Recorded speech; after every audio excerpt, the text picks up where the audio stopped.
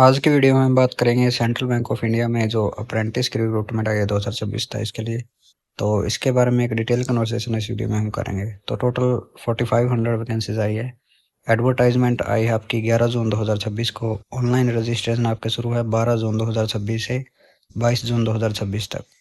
इसके अलावा आपका ऑनलाइन एग्ज़ाम जो रहेगा उसकी टेंटेटिव डेट रहेगी आपकी फर्स्ट वीक ऑफ जुलाई 2026।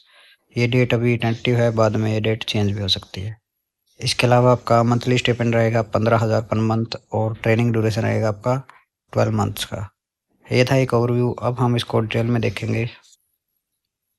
तो सबसे पहले इंपॉर्टेंट डेट्स मैंने आपको बता दी कि 12 जून से आपकी एप्लीकेशन स्टार्ट है। लास्ट डेट रहेगी अप्लाई करने की 22 जून 2026। फीस पेमेंट की भी लास्ट डेट रहेगी आपकी 22 जून 2026। ऑनलाइन एग्जाम रहेगा first week of July 2026 tentative date.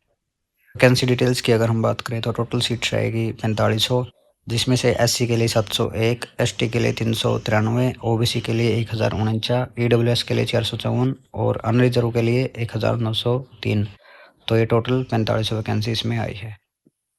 Eligibility criteria की अगर हम बात करें तो नेशनलिटी आपकी इंडियन सिटीजन रहनी चाहिए, नेपाल सिटीजन, भूटान सिटीजन और तिब्बतियन रिफ्यूजी बिफोर 1/1/1962। इसके अलावा एज लिमिट रहेगी आपकी 20 से 28 साल। एज कैलकुलेट की जाएगी 31 मई 2026 से।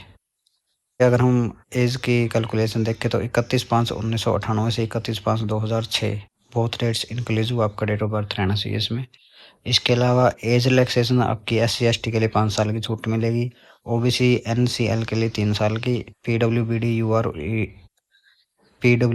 UR और EWS के लिए 10 साल की, PWBD OBC के लिए 13 साल की, PWBD SC ST के लिए 15 साल की, विडोज डाइवर्स वीमेन के लिए 35, 38 और 40 साल रिस्पेक्टिवली। एजुकेशन क्वालिफिकेशन आपकी graduation in any discipline from recognised university. इसके अलावा आपकी जो ग्रेजुएशन है वो कंप्लीट होनी चाहिए। इसके अलावा ग्रेजुएशन आपकी 1 जनवरी 2022 को या फिर इसके बाद आपकी ग्रेजुएशन इसमें कंप्लीट मांगी गई है। Degree provisional certificate must be produced when required. तो अप्लाई कौन नहीं कर सकता इसमें? तो अगर किसी ने पहले अप्रेंटिसिप कर रखी है वो इसमें अप्लाई नहीं कर पाएंगे, या फिलहाल करंटली अगर कोई अप्रेंटिसिप कर रहा है वो भी नहीं इसमें अप्लाई कर सकते। इसके अलावा अगर आपके पास 1 साल या उससे ज़्यादा जॉब ट्रेनिंग एक्सपीरियंस है ग्रेजुएशन के बाद तो वो भी इसमें अप्लाई नहीं कर पाएंगे। इसके अलावा ex serviceman, disable ex serviceman भी इसमें अप्लाई नहीं कर सकते। सिलेक्शन प्रोसेस की अगर हम बात करें तो सबसे पहला स्टेप है ऑनलाइन एग्ज़ाम रहेगा आपका, उसके बाद लोकल लैंग्वेज टेस्ट, उसके बाद DV, उसके बाद मेडिकल एग्ज़ाम। तो फिर फाइनल मेरिट लिस्ट इस बेस पे तैयार की जाएगी। ऑनलाइन एग्ज़ाम पैटर्न की अगर हम बात करें तो आपका general financial awareness 20 questions 20 marks, quant and reasoning aptitude 20 questions 20 marks, computer knowledge 20 questions 20 marks, general English 20 questions 20 marks. Central bank products and services इसका अलग से एक रखा गया है, 20 क्वेश्चंस 20 मार्क्स। तो 100 क्वेश्चन रहेंगे, 100 मार्क्स के रहेंगे। इसके अलावा ड्यूरेशन रहेगा आपका 1 घंटा इसके लिए। नेगेटिव मार्किंग इसमें नहीं है। मीडियम रहेगा English and Hindi, general English तो आपका इंग्लिश में ही रहेगा। इसके बाद आपका लोकल लैंग्वेज टेस्ट आता है। Candidates must know, read, write, speak and understand the local language of the state applied.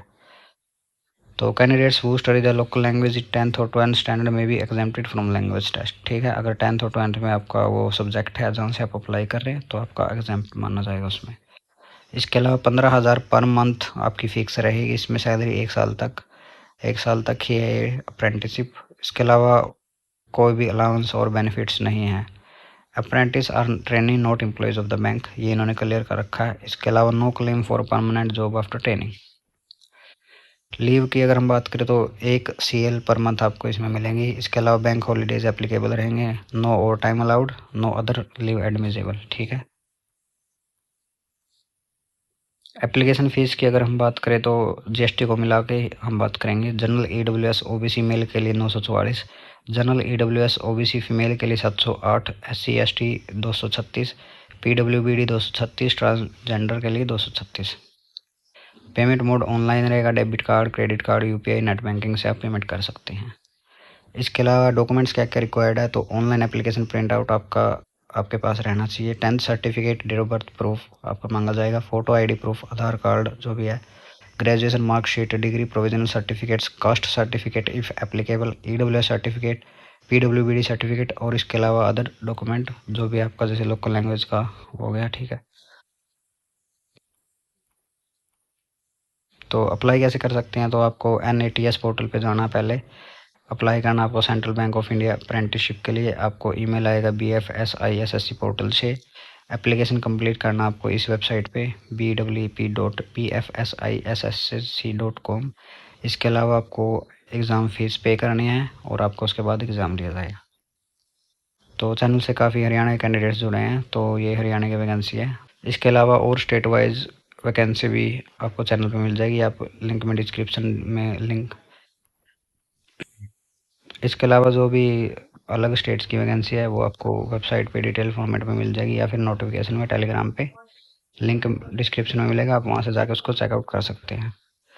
इसके अलावा कुछ इंपॉर्टेंट कंडीशन आपको इसमें ध्यान रख के चलनी है, जैसे apprentice are training not employees, no claim no claim for permanent job after training, no hostel और accommodation facility, no transport facility, bank में terminate apprentice for misconduct, apprentice can not form और join unions, jurisdiction Mumbai courts only, ठीक है।